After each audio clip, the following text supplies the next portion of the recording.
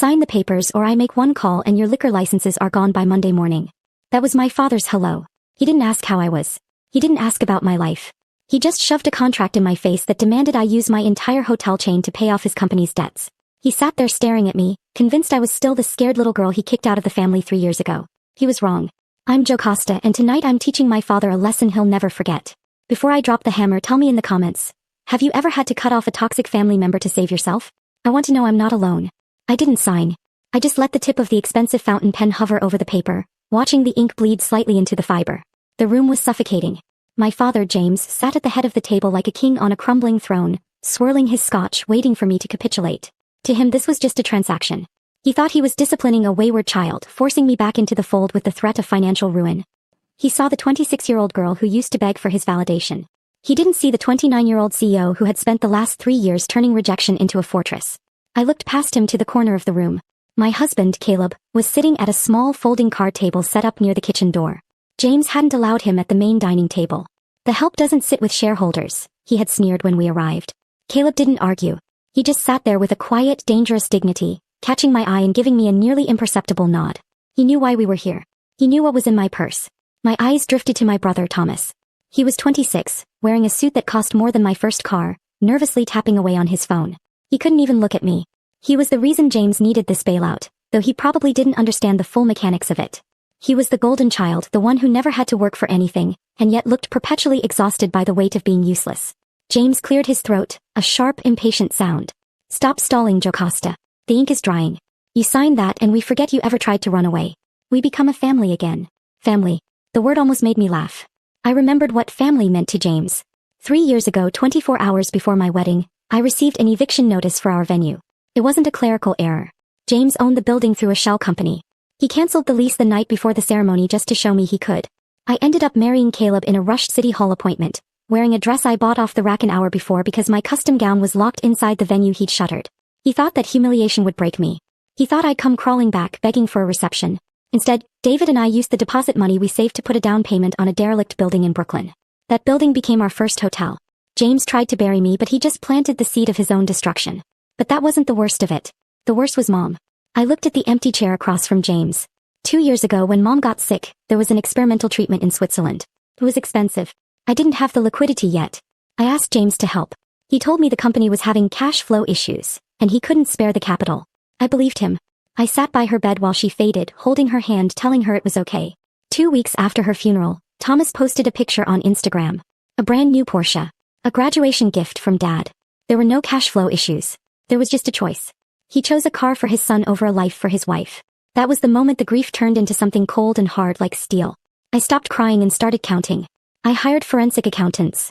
I tracked every dollar. I watched him leverage the company, then the house, then his reputation, all to keep up the appearance of power.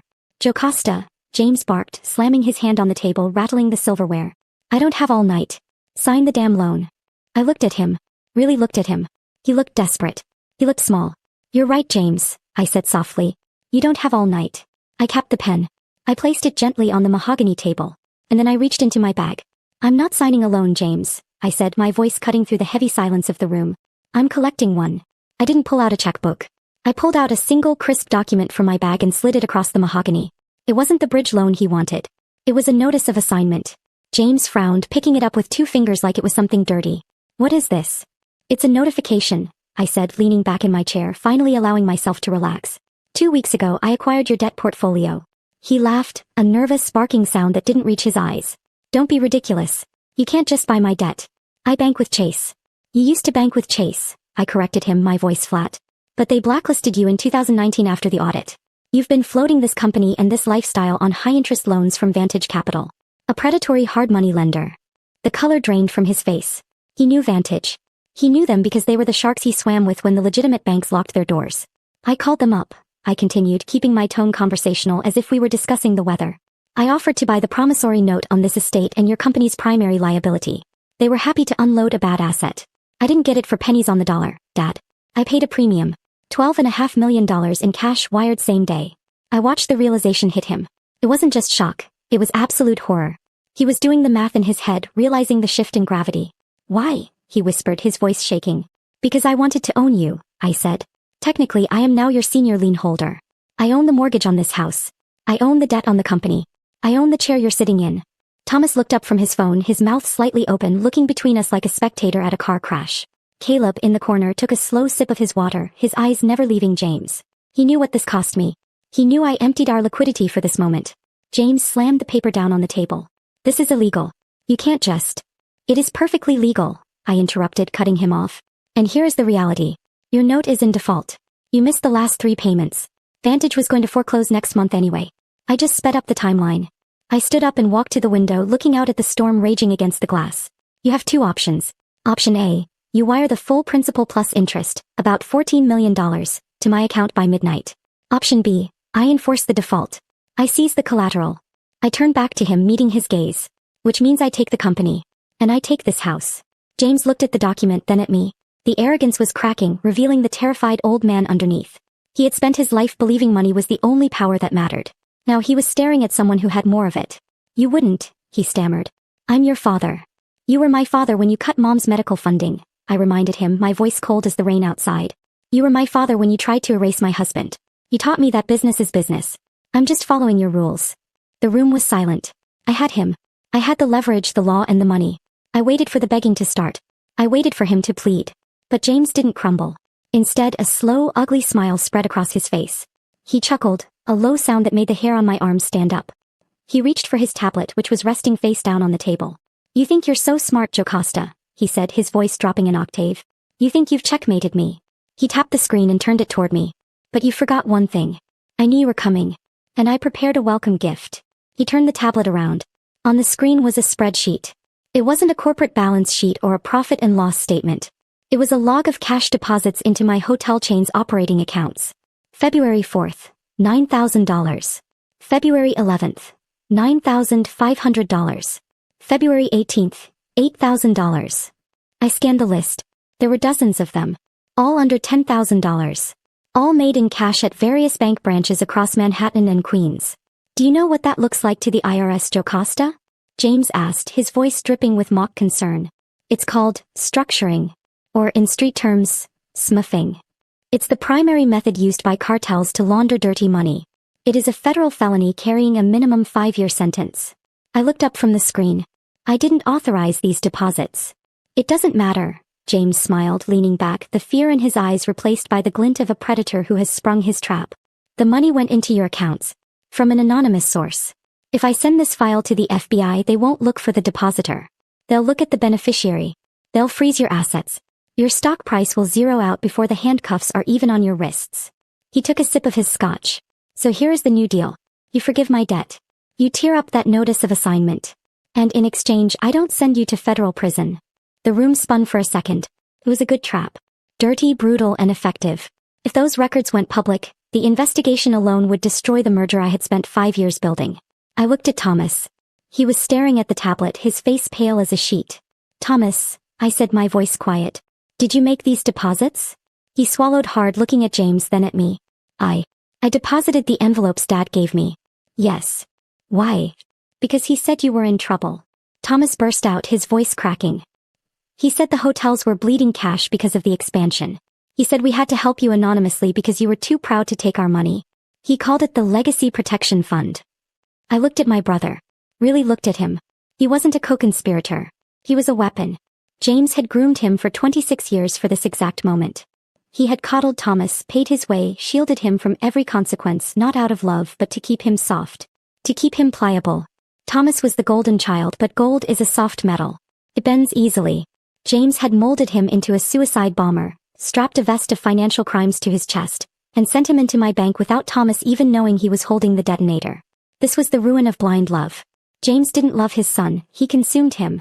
He viewed Thomas as an extension of himself, a limb to be used and severed if necessary to save the head. You used him, I said to James. You set up your own son to commit a federal crime just to frame me. James shrugged, unbothered. He's a good boy. He does what he's told. Unlike you. Thomas made a small choked sound. Dad? You told me it was legal. You said it was a gift tax loophole. Shut up, Thomas, James snapped, not even looking at him. He kept his eyes locked on me. Tick-tock, Jocasta. The FBI tip line is open 24 hours. Tear up the debt note. He thought he had won.